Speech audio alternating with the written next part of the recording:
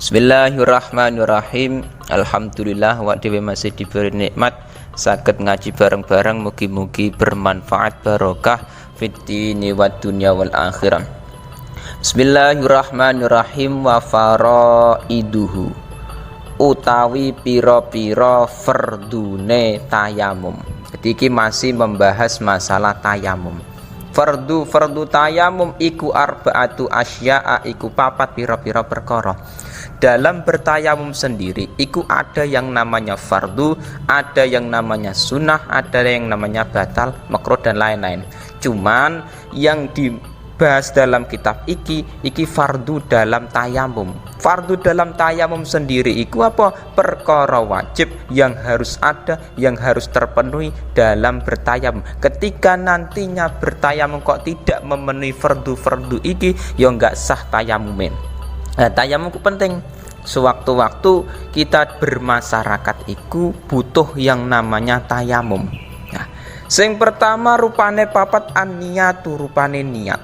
Jelas mayoritas dalam ibadah itu Imam Syafi'i sangat mewajibkan yang namanya niat. Mayoritas seperti sholat, seperti zakat, haji, puasa, terus wudu juga ada niat, tayamum juga ada niat.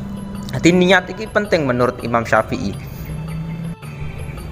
Dan niatnya misalkan nawaitu tayamum alistibahati sholati, boleh. Itu ketika memang tayamumnya untuk melakukan sholat, istibahati sholati. Misalkan untuk selain sholat, boleh. Niatnya tayamum diperbolehkannya untuk melakukan misalkan membaca Quran, memegang Quran, boleh. Atau lain-lain. Jadi tayamum itu memang niatnya itu beda-beda. Nah, beda dengan wudu. Nah, dalam tayamum sendiri iku sebagai pengganti dari wudu atau mandi besar.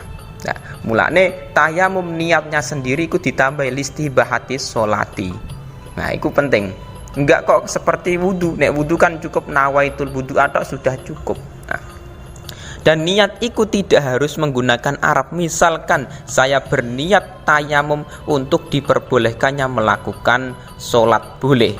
Tidak harus Arab, boleh bahasa Indonesia silakan, Jawa silakan, terserah. Sing penting niat dalam hatinya belum. Nah, wa mashul wajhi.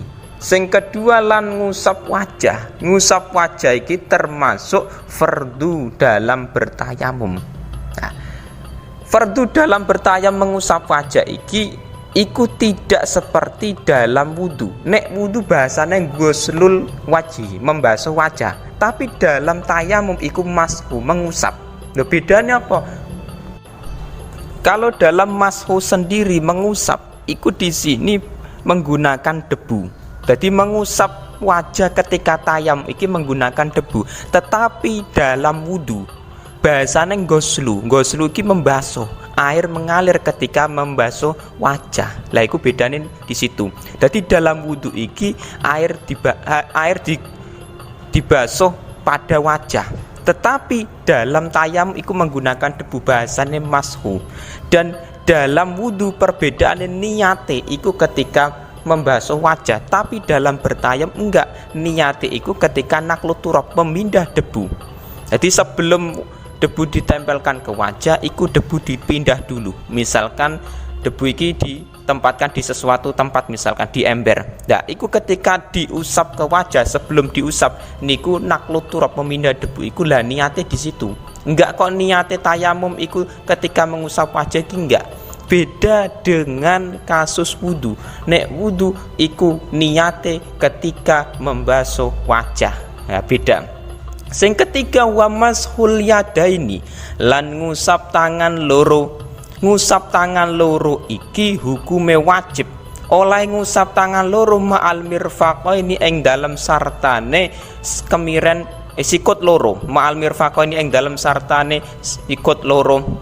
Jadi dalam bertayamum sendiri iku ada yang namanya ngusap, mengusap dua tangan beserta dua siku. Lah iki proses mengusapnya iku dengan menggunakan debu. Beda dengan wudu. Kalau wudu iki ghuslul yadaini, membasuh dua tangan dengan menggunakan air. Beda. Dan iki menggunakan debu tayamum iku. Dan iki hanya dua anggota saja yang terkena debu, yang diusap dengan debu itu hanya 2 anggota. Beda dengan beda dengan wudu. Nek wudu kan ada wajah, 2 tangan, sebagian kepala dan kaki, itu yang wajib. Nah, adapun telinga itu kan sunnah, tidak wajib dalam wudu. Tapi dalam tayamum enggak, cuman yang wajib cuman 2 anggota ini saja, wajah dan 2 tangan. Sing terakhir watartibulan tertib. Tertib iki menjadi fardu dalam tayamum. Nah, tertib itu yang penting apa? Urut. Nah, urut jadi mengusap wajah dulu baru 2 tangan, nggak bisa dibalik. Misalkan tayamum mengusap 2 tangan dulu baru wajah, niku tidak sah. Soalnya menurut Imam Syafi'i tertib iku penting dalam tayamum, menjadi fardu, perkara wajib. Sama halnya dengan wudu. Wudu juga ada tartib, cuman tartib dalam wudu iku beda dengan tayamum. Nek dalam wudu iki kan ada 4 anggota yang harus tartib, tetapi dalam tayamum cuman ada 2 anggota tok, yogi wajah dan 2 tangan. Nah itu beda. Lah iki sudah masuk pada sunah dalam tayamum. Qauluhu wa sunanuhu, utawi pira-pira sunai tayamum iku salah satu asya'a, iku 3 pira-pira perkara. Dalam bertayamum sendiri iku ada yang namanya sunnah. Lah sunnah iku beda dengan fardu. Kalau sunnah iku perkara yang ketika dilakukan dalam tayamum iku mendapatkan pahala sunnah.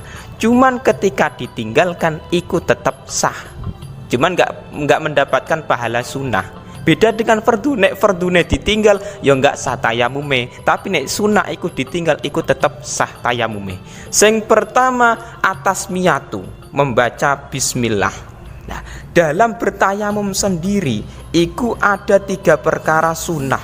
Nah, sing pertama iku mengucapkan bismillah, iku sunnah.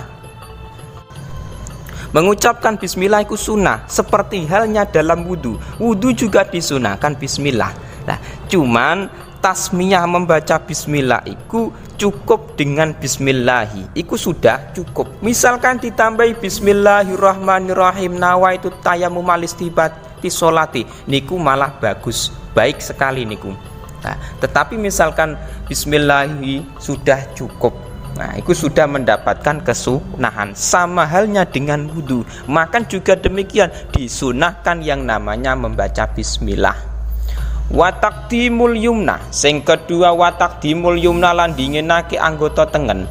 Nah, mendahulukan anggota kanan iku menjadi sunnah dalam bertayamum. Oleh dingino anggota tengen alal yusra ing ngatasé anggota kang kiwa. Jadi ketika bertayamum anggota kanan iku didahulukan, anggota kiri setelah anggota kanan. Iku kalau memang anggotanya berpasang-pasangan. Contoh, dalam bertayamum iku ada 2 tangan, iku yang didahulukan anggota kanan dulu baru anggota kiri. Nah, niku berpasang-pasangan kanan dan kiri. Lah, adapun wajah bagaimana? Qauluhu alal yusra minhuma wa taqdimu alal waji al asfalihi. Kalau wajah kan tidak berpasang-pasangan. Lah, terus piye? Kalau wajah iku sunai didahulukan anggota yang atas dulu, wajah sing bagian atas baru yang bawah. Iku sunnah. Soalnya wajah iku tidak berpasang-pasangan, beda dengan tangan. Nek tangan iku berpasang-pasangan. Jadi hidup iku harus berpasang-pasangan. Seperti halnya tangan, ketika didahulukan anggota kanan baru anggota kiri. Jadi berpasang-pasangan. Nek wajah enggak. Wal muwalatu lan nuli-nuli, berkesinambungan. Nah, jadi nuli-nuli iku tidak dipisah dengan waktu sing lama.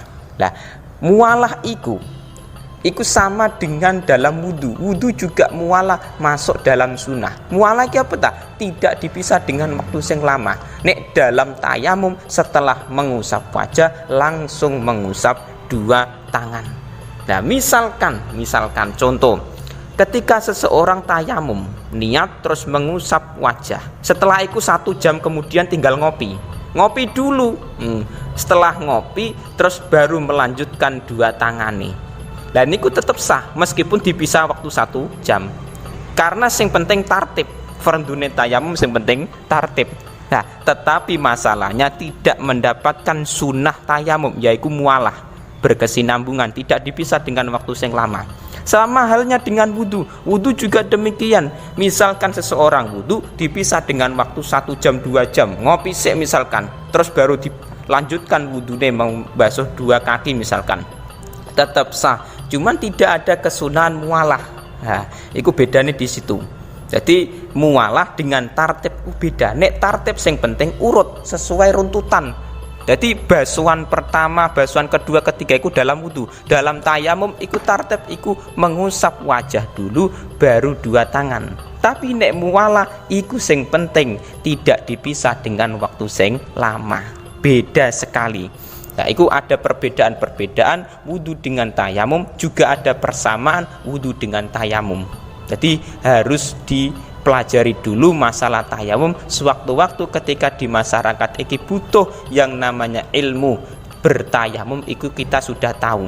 Misalkan di masyarakat ada orang yang sakit, misalkan diinfus di rumah sakit, atau misalkan di masyarakat misalkan air ini memang nggak mudah didapatkan, kekeringan, nah nggak ada air, terus kita ini mau tayamum.